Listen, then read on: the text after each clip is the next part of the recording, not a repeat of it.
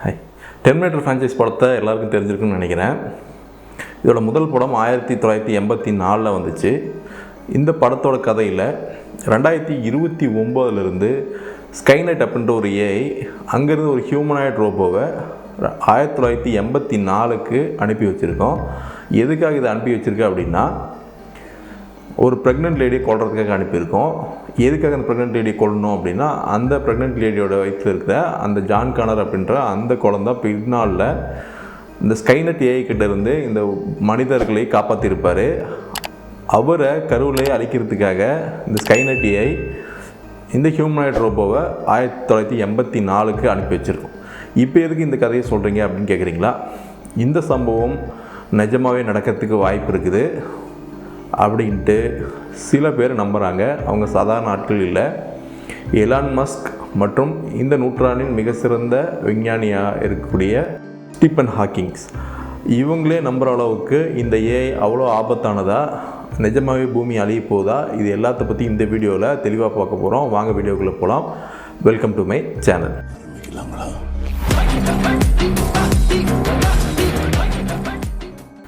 நமக்கு ஏதாவது சந்தேகம் வந்தால் அதை தீர்க்கிறது, நாம் கேட்குற கட்டுரை எழுதி கொடுக்கறது, நாம் விருப்பப்பட்ட படங்களை நமக்கு தகுந்த மாதிரி உருவாக்கி கொடுக்குறது, இதை தானே ஏஐ செய்யுது. இதான் நம்ம உயிரை கொல்ல போகுது அப்படின்னு கேட்டிங்கன்னா, இந்த ஏஐ செய்யக்கூடிய வேலைகளை இப்போ நம்ம சொல்கிறோம். முதல்ல இந்த ஏஐ நம்மளோட வேலையை காலி பண்ணுற வேலையை தான் இது செஞ்சிட்ருக்குது. ஏற்கனவே எம்எஸ்என், கூகுள் மாதிரி எம்என்சிக்கள் நிறைய பேரை வேலையை விட்டு நிறுத்தியிருக்கிறாங்க. அதாவது அவங்கள லே ஆஃப் பண்ணியிருக்காங்க. இது மட்டும் இல்லாமல் புதிய இன்டேக்கும் எதுவும் பெரிய அளவில் இல்லை. இதுக்கு காரணம் என்ன அப்படின்னா, இந்த ஏஐயோட வரவு தான். இந்த ஏஐ வந்த பின்னாடி வேலைகள் மிக சுலபமாக நடக்கிறதுனால, மனிதர்களோட தேவை அங்கே குறைஞ்சிட்டதுனால அவங்கள வேலையை விட்டு நீக்கிறது இங்கே நடந்துகிட்டே இருக்குது. சரி, இந்த ஏஐ வந்ததுனால எந்தெந்த துறைகளில் இந்த வேலைவாய்ப்பு பறிப்போயிருக்கு அப்படின்னு நம்ம ஒவ்வொன்றா பார்க்கலாம். முதல் துறையாக சாஃப்ட்வேர் மற்றும் ஐடி துறை. ஏற்கனவே பார்த்த மாதிரி நிறைய எம்என்சிக்கள் தங்களோட ஊழியர்களை லே ஆஃப் பண்ணுறாங்க, வேலையை விட்டு அனுப்புகிறாங்க. இதுவரை எத்தனை பேர் இந்த வேலையை விட்டு நீக்கியிருக்காங்கன்ற தகவல் இல்லைனாலும் ஒரு நிறுவனம் இதை பற்றி ஒரு கருத்து கணிப்பு எடுத்துக்கிறாங்க. 2030 கிட்டத்தட்ட 40-80 கோடி மக்கள் தங்களோட வேலைவாய்ப்பை இழப்பாங்கன்னு சொல்லியிருக்காங்க. அது மட்டும் இல்லாமல் 37.5 கோடி பேர் தங்களோட வேலையிலிருந்து வேறு வேலைக்கு மாற வேண்டிய சூழ்நிலைக்கு தள்ளப்பட்டிருக்காங்க அப்படின்ட்டு சொல்கிறாங்க. இதை எடுத்த நிறுவனத்துக்கு பேர் மெக்கின்சே அண்ட் கம்பெனி அப்படின்ற நிறுவனம் தான். இவங்க எடுத்த கருத்து கணிப்பில் தான் இந்த தகவல்கள் வெளியாக இருக்கிறது. சரி, இப்போ நம்ம ஏற்கனவே பார்த்த மாதிரி இந்த சாஃப்ட்வேர் மற்றும் ஐடி துறையில் எப்படி வேலைவாய்ப்புகள் குறைஞ்சிருக்கு அப்படின்றத நம்ம பார்க்கலாம். ஏற்கனவே நம்ம பார்த்தோம் எம்எஸ்என், கூகுள் மாதிரி நிறுவனங்களில் வேலைவாய்ப்பு குறைஞ்சிருக்குன்னு பார்த்தோம் இருக்குது. சமீபத்தில் இன்டெல் தன்னோட 15,000 ஊழியர்களை வேலை நீக்கம் செஞ்சுருக்குது. இது கிட்டத்தட்ட அந்த நிறுவனத்தில் வேலை செய்யக்கூடிய ஊழியர்கள் 15%.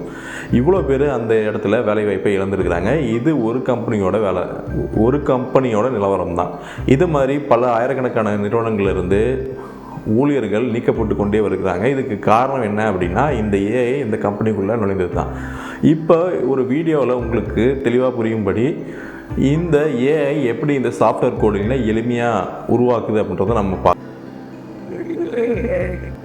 இப்போது ஒரு சாஃப்ட்வேரை ரைட் பண்ணுறதுக்கான கோடை இங்கே நம்ம கொடுத்தோம், ப்ராப்டை கொடுக்குறோம். ஒரு பில்லிங் சாஃப்ட்வேரை ஜெனரேட் பண்ணுறதுக்கான ப்ராப்டை இங்கே கொடுக்குறோம்.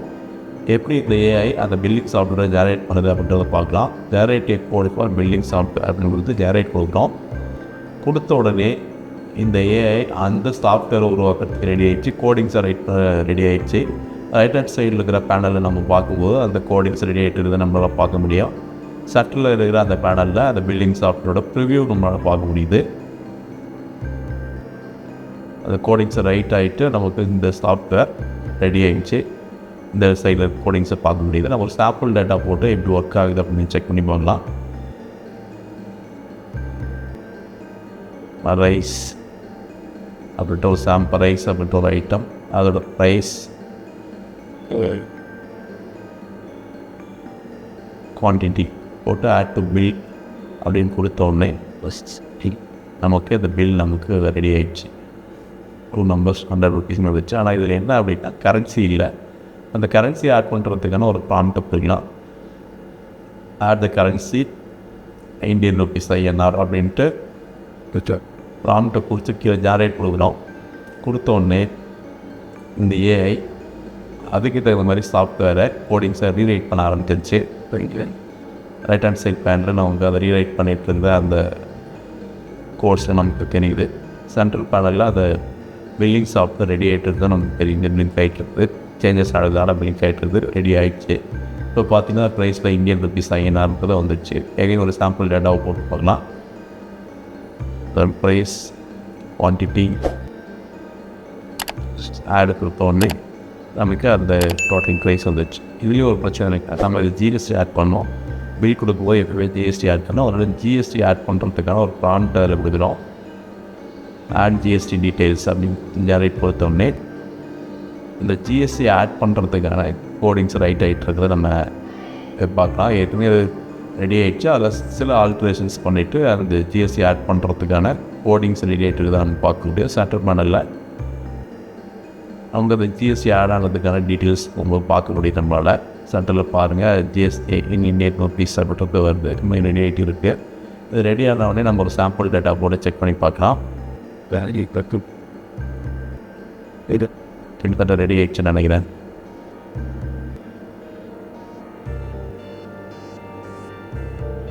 ஓகே, அப்போ கோடிங்ஸ் இந்த பக்கம் ரைட் சைடு இருக்குதான்னு பார்க்க முடியுது. இப்போ ரெடி ஆகிடுச்சு. நம்ம அகைன் ஒரு சாம்பிள் டேட்டா போட்டு போடலாம். ரைஸ் கீழே இந்தியன் ருபீஸ் வந்துடுச்சு. குவான்டிட்டி நம்ம போட்டு போகிறோம். ஜிஎஸ்டி பர்சன்டேஜ் கீழே காமிக்குது. டிஃபால்ட்டாக 18% காமிக்குது. பர்சன்டேஜ் சேஞ்ச் பண்ணி போனீங்கன்னா சேஞ்ச் பண்ணாலும் எகைன் அந்த 18% வந்துச்சு. ஜிஎஸ்டியோட வந்துச்சு. ஆனால் இங்கேயும் ஒரு பிரச்சனை என்ன இருக்குது அப்படின்னா ஜிஎஸ்டி ஸ்லாப்ஸ் இருக்குது. 5, 12, 18 and 28% ஜிஎஸ்டி ஸ்லாப்ஸ் வேறு இருக்கும். ஒவ்வொரு ஐட்டமுக்கும் ஒரு ஜிஎஸ்டி ஸ்லாப் இருக்கும். அதை ஆட் பண்ணுறதுக்கான ப்ராம்ப்ட் நம்ம கொடுத்துட்டா ஆட் ஜிஎஸ்டி ஸ்லாப்ஸ் 5, 12, 18, 28 அப்படின்ற அந்த ப்ராம்ப்டை கொடுத்துட்டு நம்ம ஜெனரேட் கொடுத்தோடனே இந்த அதுக்கு தகுந்த மாதிரி இந்த சாஃப்ட்வேரை ரைட் பண்ண ஆரம்பிச்சு, கோடிங்ஸை ரைட் பண்ண ஆரம்பிச்சிருச்சு. சேஞ்சஸ் நடக்கிறத நம்மளால் பார்க்க முடியும்.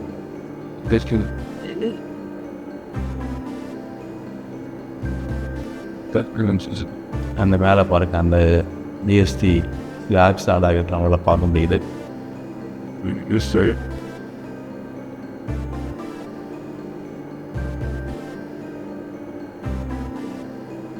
ஜிஎஸ்டி ஸ்லாப்ஸ் ஆட் பண்ணுறது எனக்கு கோடிங்ஸ் ரீரைட் ஆகிட்டு இருக்குது.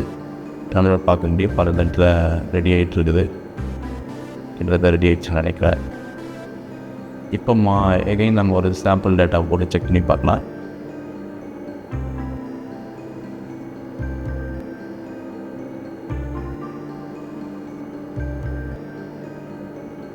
ஓகே, சாப்பிட ரெடி ஆகிடுச்சு.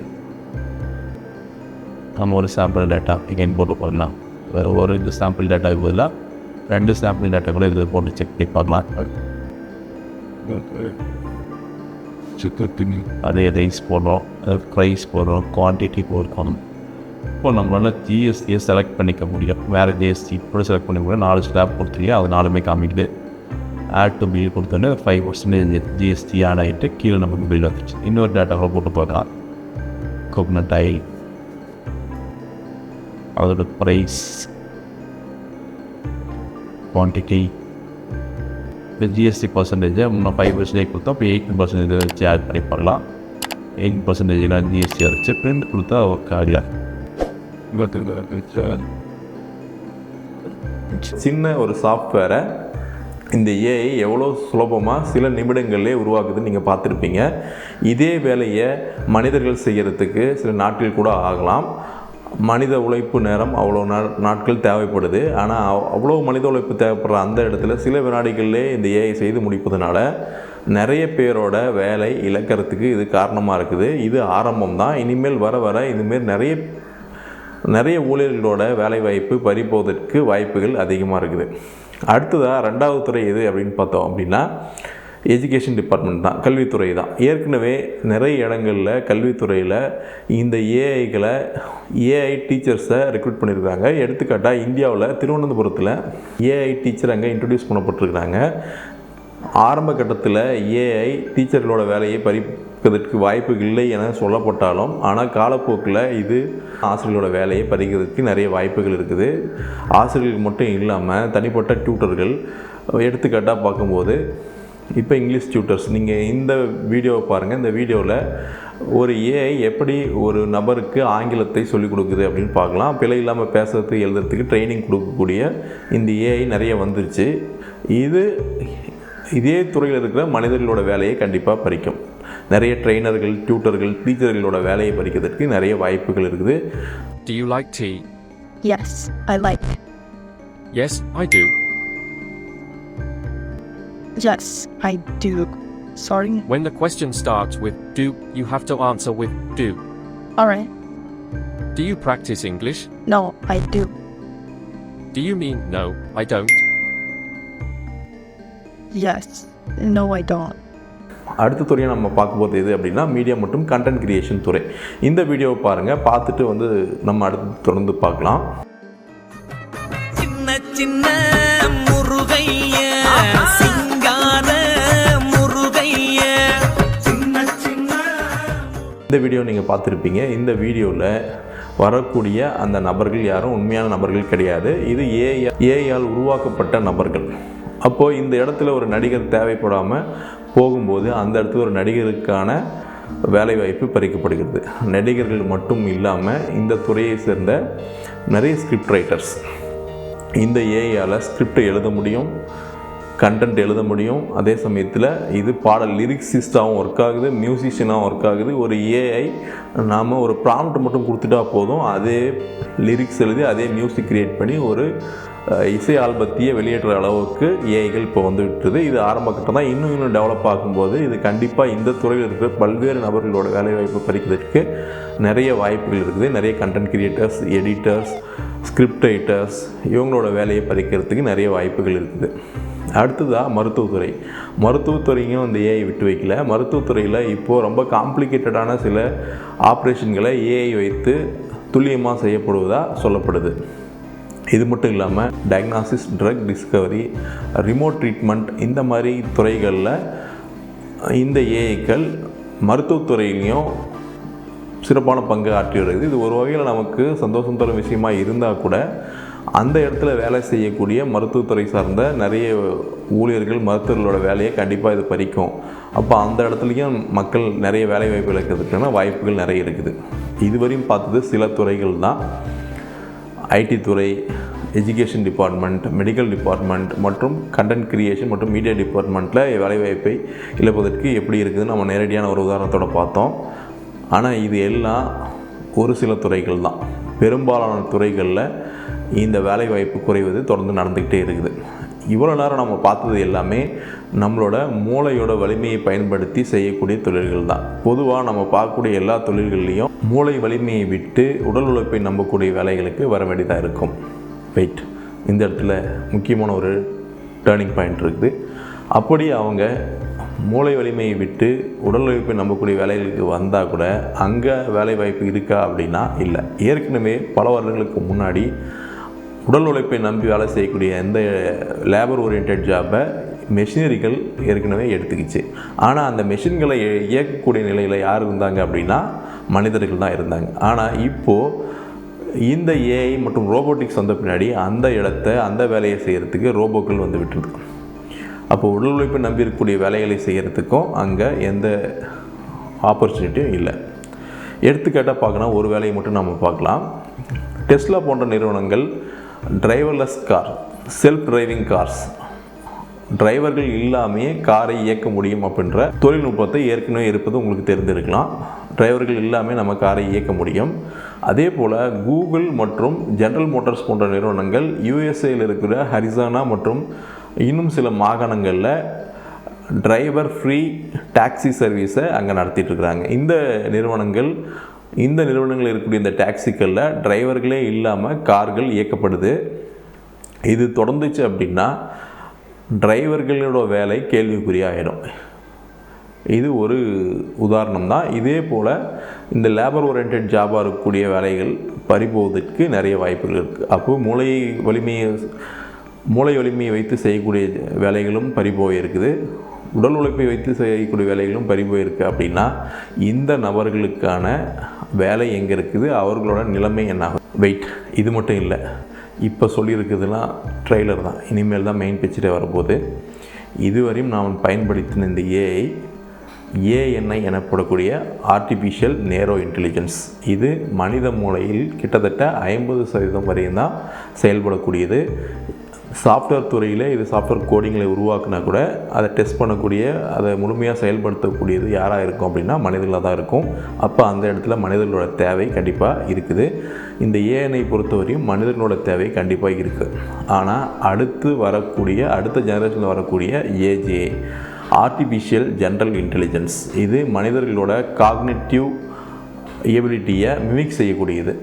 மனிதர்கள் இருக்கக்கூடிய திறன்களை மிமிக் செய்யக்கூடிய இந்த ஏஐ வந்த பின்னாடி அது மனிதர்களின் திறனில் 90லேருந்து 100% சமமானதாக இருக்கும். அதாவது அப்போ வரக்கூடிய ஏஐ மனிதர்கள் செய்யக்கூடிய 100% வேலையும் அதால் செய்ய முடியும். அது மட்டுமா, இதுக்கு மேலே தான் இன்னொரு பெரிய ட்விஸ்ட் இருக்குது. அதுக்கடுத்து வரக்கூடியது ஏஎஸ்ஐ எனப்படக்கூடிய ஆர்டிஃபிஷியல் சூப்பர் இன்டெலிஜென்ஸ். இந்த ஏஎஸ்ஐ வந்த பின்னாடி மனிதர்களோட திறனை விட பல மடங்கு அதிகமான திறனை இந்த கம்ப்யூட்டர்கள் பெற்றுவிடும், இந்த ஆர்டிஃபிஷியல் இன்டெலிஜென்ஸ் பெற்றுவிடும். அப்போது மனிதர்களோட தேவை அதுக்கு முழுமையாக இருக்காது. புதிய கண்டுபிடிப்புகள் கண்டுபிடிப்பதற்கும் மனிதர்களால் சாதிக்க முடியாத நிறைய விஷயங்களை சாதிப்பதற்கும் இந்த ஏஐ முழுமையாக திறன் பெற்றுவிடும். அந்த நிலையில் தான் நமக்கு மிகப்பெரிய ஆபத்து இருக்குது. மனிதர்களே தேவையில்லை என்ற நிலை வரும்போது அங்கே என்ன நடக்கும் அப்படின்னா, எப்படி மனிதன் காட்டு விலங்குகளை பார்த்து பயப்பட்டு இது நம்மளை கொல்லக்கூடும் என நினைத்து அந்த விலங்குகளை வேட்டையாடணும், அதே மாதிரி இந்த ஏஎஸ்ஐ போன்ற சூப்பர் இன்டெலிஜென்ஸ் மனிதர்கள் நமக்கு ஆபத்தாக வரக்கூடும் என நினைத்து மனிதர்களை கொல்லக்கூடிய நிலைமைக்கு வரும். அப்போ நான் சொன்ன இந்த வீடியோவோட முதல்ல சொன்ன அந்த நிலை வர்றதுக்கு வாய்ப்பு இருக்குது. ஆனால் இதெல்லாம் கற்பனை தான். இது நிஜமாக நடக்குமா அப்படின்னா அதுக்கு காலம்தான் பதில் சொல்லணும். ஆனால் 2 விஷயம் நடக்கிறதுக்கு வாய்ப்பு இருக்குது. முதல்ல சொன்ன மாதிரி இந்த ஆர்டிஃபிஷியல் இன்டெலிஜென்ஸ் மனிதர்கள் நமக்கு ஆபத்தாக வருவாங்க நினைத்து அவர்களை கொல்லக்கூடும். அப்போ மனித இனமே அழியறதுக்கு வாய்ப்பு இருக்குது. இல்லை, மற்றொரு வாய்ப்பாக அப்படி இல்லாமல் அது நம்மளோட கூட இருக்கலாம், ஆனால் நமக்கு உதவிகரமாக இருக்கலாம். அந்த நிலைமையில் மனிதர்களுக்கு எந்த வேலையுமே இருக்காது.